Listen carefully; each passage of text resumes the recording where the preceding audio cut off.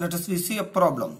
A magnetic flux through a coil perpendicular to the plane is varying according to the relation pi is equal to 5t cube plus 4t square plus 2t plus 5 Weber. Calculate the induced current at time t is equal to 2 seconds, provided they are given the resistance value 5 ohm. So we know that E is equal to d pi by dt. So pi value is given. So 5t cube plus 4t square plus 2t plus 5. Okay. So differentiating this equation, we get induced EMF. So what is a 5t cube?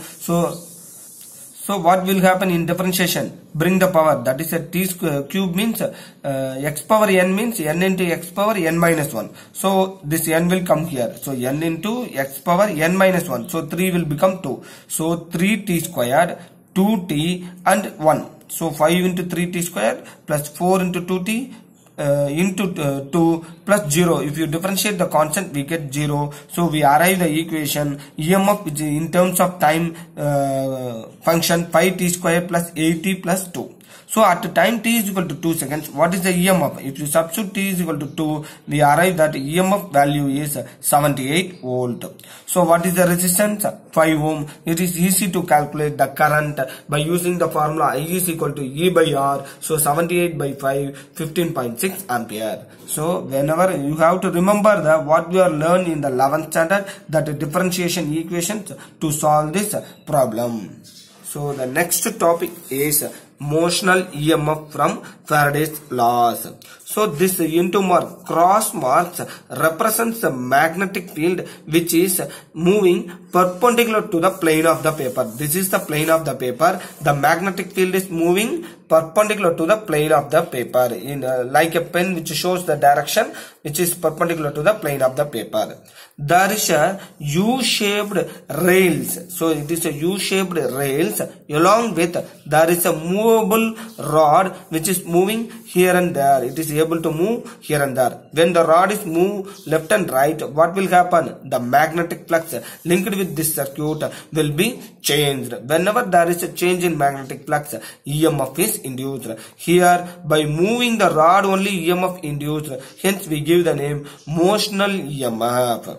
Okay. So very simple. So when the conductor PQ slides over the U-shaped conducting rails situated in the uniform magnetic field, EMF is set up across the ends of P and Q. So the EMF will be, that will be a voltage will be developed across the P and Q, but the current will be passes through PQ or S.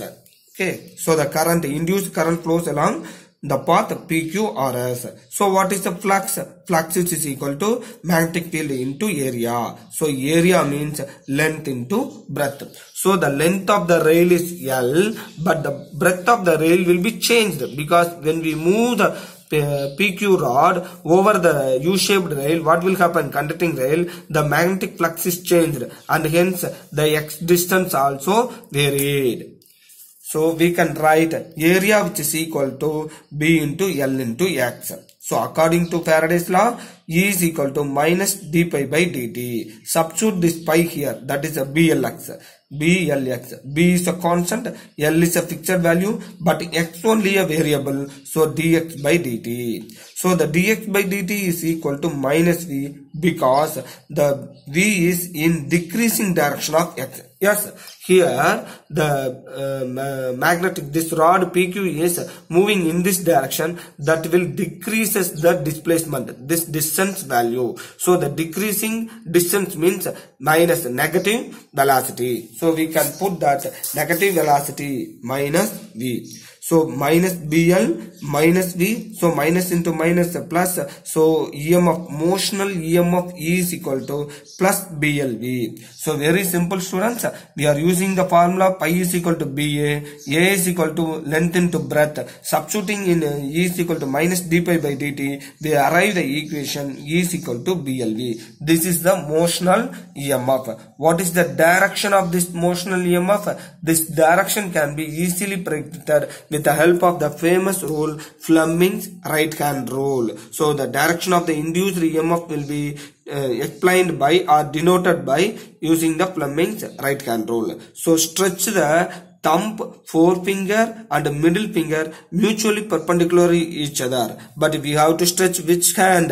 Right hand. So right hand must be used, not a left hand. So stretch your right hand, forefinger, thumb finger and middle finger mutually perpendicular to each other like this. Okay. So this is a mutually perpendicular to each other. This thumb shows the motional force. This is a movement of the PQ, and forefinger shows the magnetic field direction and middle finger shows the induced EMF direction. So FBI. So thumb, forefinger, middle finger. For FBI you can remember.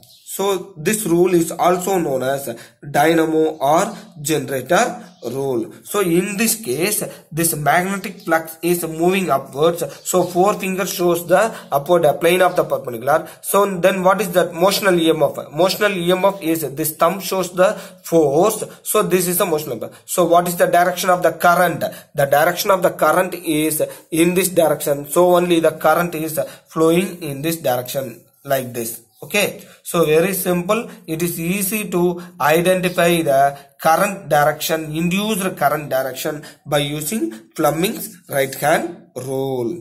So motional EMF, flux is calculated. By using the flux, EMF is derived. From that we are find that what is the direction of induced EMF.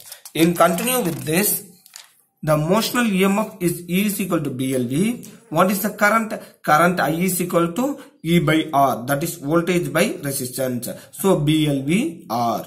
So what is the force on movable arm? That means how much force is required to move, or what force is given in the arm PQ. So the force F is equal to ILB sin theta. Keep remember the current carrying conductor placed in a magnetic field. So EMF is induced in this rails. So the PQ will be that there will be a force exerted on this PQ rod. So that is F is equal to ILB sin theta, and B and I are perpendicular to each other. So we can put sin 90 degree. So sin 90 is 1. So I value, what is I value? BLV R. So instead of I, BLV by or LB. So L square B squared. So this is the force on movable arm. Then what is this force is due to the induced current. This force is due to the induced current, not we are moving direction. So this force is developed after the EMF is induced. Hence we can put the formula F is equal to ILB sin theta. The current flowing in the conductor PQ, where it is kept in the magnetic field B. So it experiences a force F is equal to ILB sin theta. So this force due to the induced current acts outwards direction opposite to the velocity of the arm in accordance with Lenz's law. So this force will be acting opposite direction to the motion of the EMF. Yes. So we can say that whenever there is a change in magnetic flux, EMF is induced, that EMF will oppose the change in magnetic flux. So here the magnetic flux is changed because of the movement of the PQ. So this force developed will opposes the motion of PQ. So Lenz's law will be come into play here. Okay. Then power delivered by the external force. What is the external force we are given? So that is P is equal to FV, which is equal to F is what is the force? Force we can calculate B square L square V by R. So B square L square V by R. Force into velocity is the power, so V squared. So power formula is P square L square B square L square V square by R.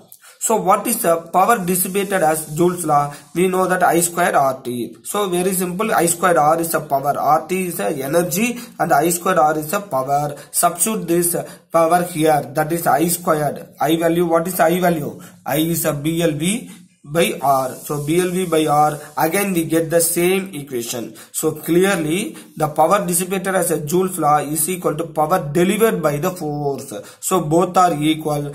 Thus, the mechanical energy expended to maintain the motion of the movable arm is first converted into electrical energy and then into thermal energy. Here the electrical energy also formed and thermal energy also created. So that's why the Lenz law clearly says that opposition of the induced EMF against the change in magnetic flux only gives the electrical energy and also thermal energy.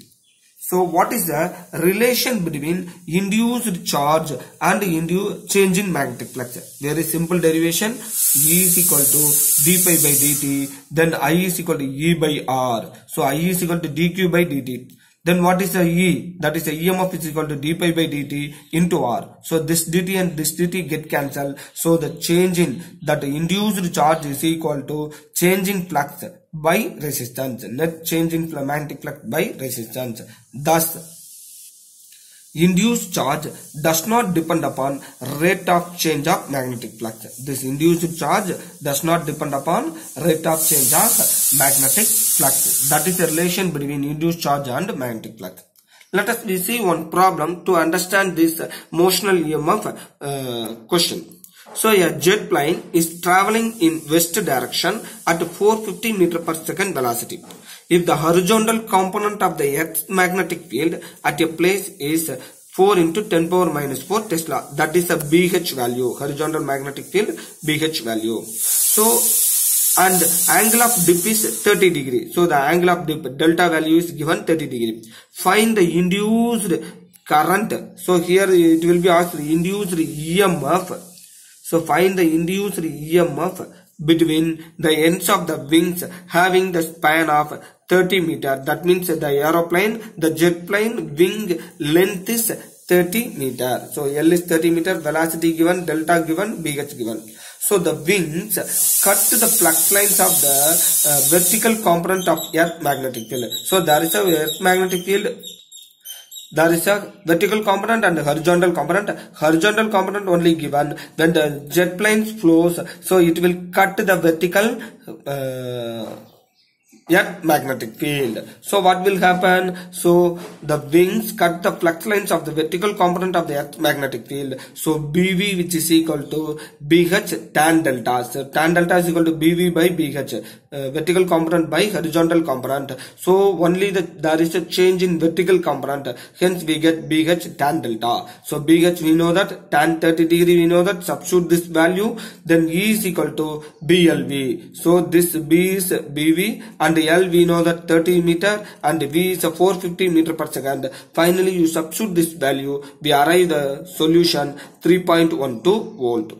So remember the last unit question also, Earth magnetism. So this is a problem which explains you the magnetic motional EMF in the circuit. So motional EMF from the Faraday's law, derivations, and the derivation for the power loss and the force explanation for the force experienced by the movable arm. So up to this the motional EMF question will be over, and then the relation between the induced charge and magnetic flux and the problem. Thank you students.